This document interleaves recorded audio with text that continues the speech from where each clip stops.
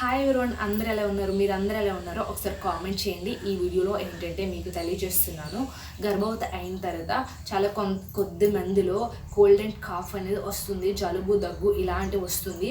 అలాంటివి ఇంటి చిట్కాలతోనే, అంటే డాక్టర్ దగ్గరికి వెళ్ళకుండానే ఇంటి చిట్కాలతోనే ఎలా తగ్గించుకోవాలి, అలా ఇంటి దగ్గరే ఎందుకు చేయాలి అంటున్నానని కూడా ప్రతి ఒక్కటి ఈ వీడియోలో తెలియజేస్తాను. అంతకంటే మీలో ఎవరైనా మన ఛానల్ని మొదటిసారిగా చూసినట్లయితే వెంటనే సబ్స్క్రైబ్ చేసుకోండి, ఎందుకంటే నేను చేసే ప్రతి ఒక్క వీడియో కూడా మీ వరకు దరిచేరుతుంది.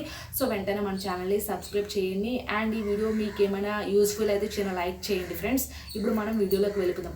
ఏంటంటే ప్రెగ్నెంట్ అయిన తర్వాత మనం ఎన్ని జాగ్రత్తలు, గర్భవతి అయిన మొదటి నుంచి చివరి వరకు కూడా చాలా జాగ్రత్తలు తీసుకున్నా సరే చిన్న చిన్న ఆరోగ్య సమస్యలు అనేది గర్భంతో ఉండేటప్పుడు కామన్, అది వస్తూనే ఉంటాయి.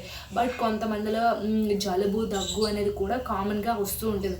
సాధారణ మనుషుల్లో అయితే జలుబు దగ్గు వస్తుంది, నార్మల్ ఓకే. బట్ గర్భంతో ఉండేటప్పుడు జలుబు దగ్గు వస్తే బిడ్డకి కూడా ఆ ఎఫెక్ట్ అనేది వస్తుంది. కాబట్టి మీరు జాగ్రత్తగా ఉండాలి.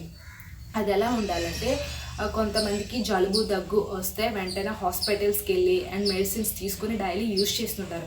అలా యూజ్ చేయడం వల్ల పొట్టలో ఉన్న బేబీకి శారీరక అవయవ లోపాలు వచ్చే అవకాశాలు ఎక్కువగా ఉన్నాయని మన పరిశోధకులు చెప్తున్నారు. అంటే ఎక్కువగా మెడిసిన్ గర్భంతో ఉండేటప్పుడు ఓన్లీ ఫర్ బేబీ అది బేబీ కోసం మాత్రమే మనం మెడిసిన్స్ యూజ్ చేయాలి తప్పించి వేరే హెల్త్ కండిషన్స్ ఇన్ కేస్ ఏమైనా ప్రాబ్లమ్స్ వస్తే మాత్రం మనం ఎక్కువగా మెడిసిన్స్ యూజ్ చేయకూడదని సైంటిస్టులు అనేది వెల్లడించారు ముందే మనకి. ఎలా అంటే, ఇప్పుడు ప్రెగ్నెంట్ అయిన తర్వాత నార్మల్గా ఉండే వాళ్ళైతే ఎలాంటి టాబ్లెట్స్ అయినా ఎన్నైనా యూజ్ చేయొచ్చు. బట్ ప్రెగ్నెంట్ అయిన తర్వాత మన పొట్టలో ఉన్న బేబీ గురించి కూడా మనం ఆలోచించి థింక్ చేసి మనం ఏదైనా మెడిసిన్స్ తీసుకునే ముందు డాక్టర్ని సలహా తీసుకుని అనేది వేసుకోవాలి. అయితే ఏంటి, ఎక్కువగా టాబ్లెట్స్ అనేది యూజ్ చేస్తుంటారు కాబట్టి పొట్టలో ఉన్న బేబీకి శారీరక అవయవ లోపాలు వచ్చే అవకాశాలు ఎక్కువగా ఉన్నాయని ఎక్కువగా ఉంది. సో వెంటనే మీరు ఏంటంటే చేయాలి, మన ఇంటి చిట్కాలతోనే చేసుకోవాలి. అది ఎలా అంటే,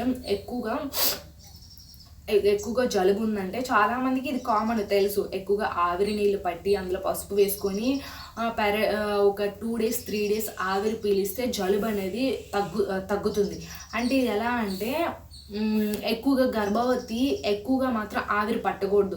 జస్ట్ ఒక 10 minutes ఆర్ 20 minutes కూడా కాదండి, 10 minutes 15 minutes అంతకుమించి ఎక్కువగా కూడా ఆవిరి పట్టడం వల్ల ఏంటంటే, ఆవిరి మొత్తం మనం పీలుస్తాం కాబట్టి పొట్టకి కూడా, పొట్టలో ఉన్న బేబీ కూడా ఆ హీట్ ఎక్కువగా తగిలే అవకాశాలు ఉన్నాయి. కాబట్టి మీరు ఆవిరి పట్టండి. బట్ ఏంటంటే పర్ డేకి 1 time జస్ట్ 3 days పట్టండి. అప్పటికి తగ్గకపోతే డాక్టర్ని కన్సల్ట్ అయ్యి మీరు కొన్ని రకాల మెడిసిన్స్ మాత్రమే యూజ్ చేయండి. ఎక్కువగా అయితే మాత్రం యూజ్ చేయకండి.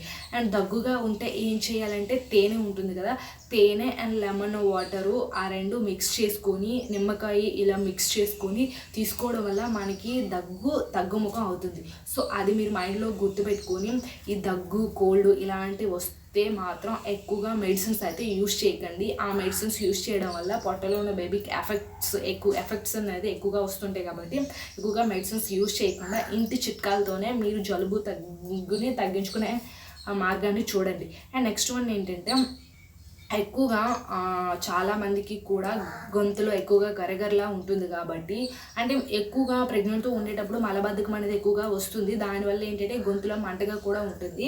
అది తగ్గించుకోవాలన్నా సరే మీరు ఏంటంటే ఎక్కువగా లెమన్ వాటరు, ఎక్కువ వాటర్ కంటెంట్ గల వాటిని తీసుకోవడం వల్ల కూడా మీరు వీటన్నిటిని కూడా తగ్గించుకోవచ్చు. సో ఈ పద్ధతులు పాటించండి. ఎక్కువగా మెడిసిన్స్ మాత్రం యూజ్ చేయకండి ఫ్రెండ్స్, దానివల్ల బెడ్కి ఎఫెక్ట్. కాబట్టి ఈ మెడిసిన్స్ ఎక్కువ యూజ్ చేయకండి. అండ్ ఈ వీడియో మీకు ఏమైనా నచ్చినట్లయితే చిన్న లైక్ చేయండి అండ్ మన ఛానల్ని సబ్స్క్రైబ్ చేసుకోండి friends. Thanks for the watching this video అండి. బాయ్. థ్యాంక్